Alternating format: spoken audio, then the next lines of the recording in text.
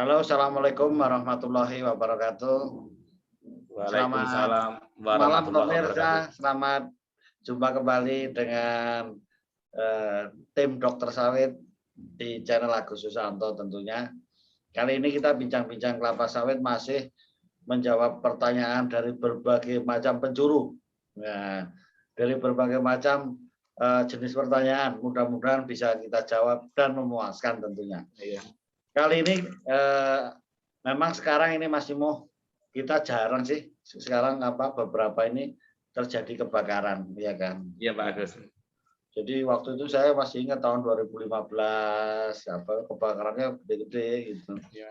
Dan itu yang terkena ya salah satunya kelapa sawit. Terutama yang di lahan gambut tentunya. Iya. Pertanyaan dari dulu itu memang Mas, itu gimana sih? Masih bisa hidup enggak? Kan gitu. Iya. Oleh karena itu kan ada juga sistem asuransi kan Mas, Iya asuransi. Pak Agus. Nah itu. Jadi gimana Mas Imo mengenai ini tadi pertanyaan yang ke Mas Imo ini? Silahkan. Iya Pak Agus. Jadi kebetulan ini dari Bapak yang enggak saya sebut namanya, ya ini kita Pak Agus.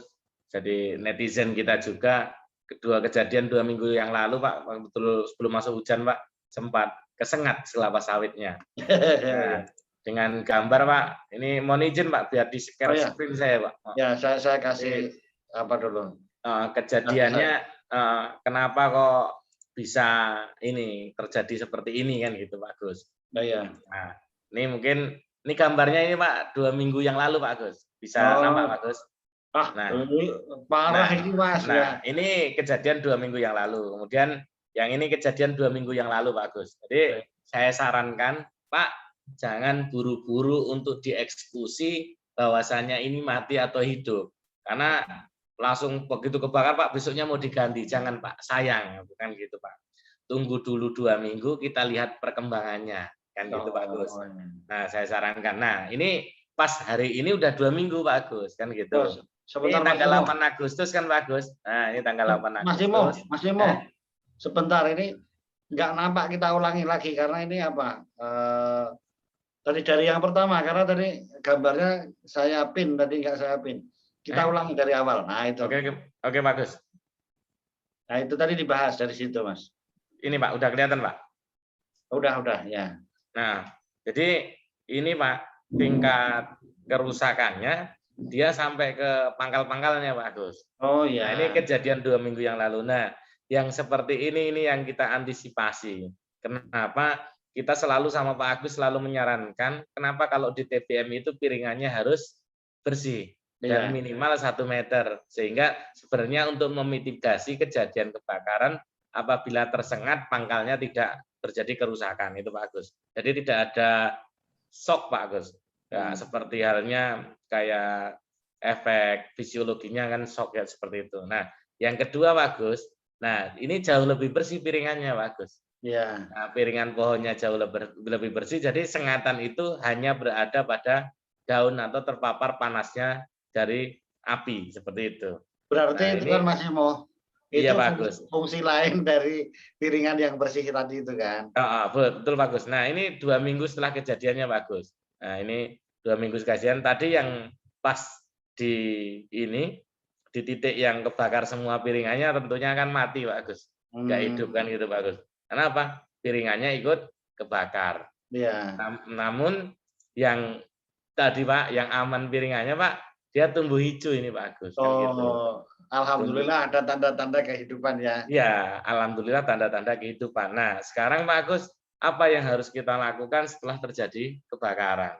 Jadi memang kebakaran nggak sesuatu yang nggak kita kehendaki, tapi perlu dimitigasikan seperti itu. Ya. Tapi kalau sudah kejadian seperti ini, maka kita tunggu dulu daun 2 ini udah keluar Pak Agus, udah pecah Pak Agus, baru dilakukan nanti ekstra urea dengan dosis 250 gram dulu Pak Agus.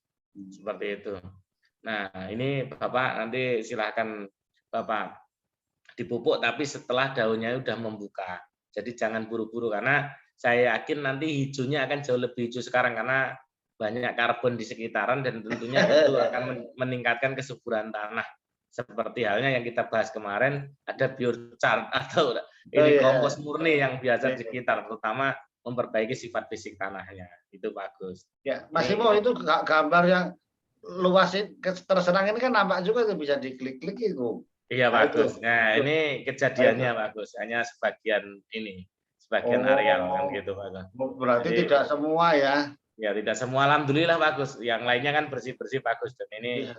terkena sengatan tapi sebagian yang mati, sebagian yang hidup. Jadi ini Kok bisa untuk ya Mas Imo ya? menyemangati Kok atau kena puntung rokok atau apa? ya kemarin sempat Pak, 2 minggu yang lalu di ujung bulan Juli sampai awal Agustus memang sempat kemarau kan gitu bagus. Iya, iya. Jadi memang sangat rawan kan gitu. Sebelahnya Makanya itu foto sebelahnya ada lagi Mas Iko. iya bagus, ini sama Ya, bagus. sama itu. Sama kejadiannya Kejadiannya. Ya. seperti itu. Jadi itu bagus. Kesimpulannya Mas Iko yang itu tadi. Kesimpulannya, jadi Bapak-Bapak semua yang memiliki areal TBM, investasi untuk menanam kelapa sawit itu butuh modal yang banyak. Jadi mitigasi kemarau, terutama bagi kita yang memiliki areal TBM, adalah piringan pohonnya harus bersih, terbebas dari gulma, dan usahakan ada kacangan. Kenapa? Karena kacangan adalah menjaga kelembapan sehingga bisa memitigasi kejadian dari kebakaran. Karena begitu kebakaran, satu pohon Bapak sudah kehilangan investasi, harga bibitnya udah 40.000, tambah biayanya setidaknya 50.000, udah 100.000 hilang. Kan seperti itu Pak Agus. Iya. Nah, ini perlu dijaga Pak Agus. Tapi itu tadi Mas, tadi kan ada yang berat, ada yang masih hijau, tapi kalau yang sudah mati tadi kan harus disisip juga kan Mas? Iya betul Pak. Jadi ada reinvestasi lagi Pak Agus. Dari lubangnya, bibitnya, nanamnya, pupuk lubangnya Pak Agus. Sudah lumayan. Jadi harus sabar dulu, ditunggu kira-kira sebulan lah kira-kira ya. Supaya yang kalau udah nggak tumbuh lagi ya disisip ganti. Tapi kalau udah tadi yang mulai hijau-hijau ya biarkan nanti tumbuh seger lagi kan gitu. Iya Pak Agus. Dan tadi di pupuk-pupuk ekstra tadi, ya gitu. Jadi supaya tidak tambah stres, jadi mitigasinya ya jangan terulang lagi lah. Apalagi nanti udah gede ya kan, udah mau siap TM kebakar pula kan gitu. Betul Pak Agus. Oke pemirsa, itulah jawaban pertanyaan dari Pak Imo.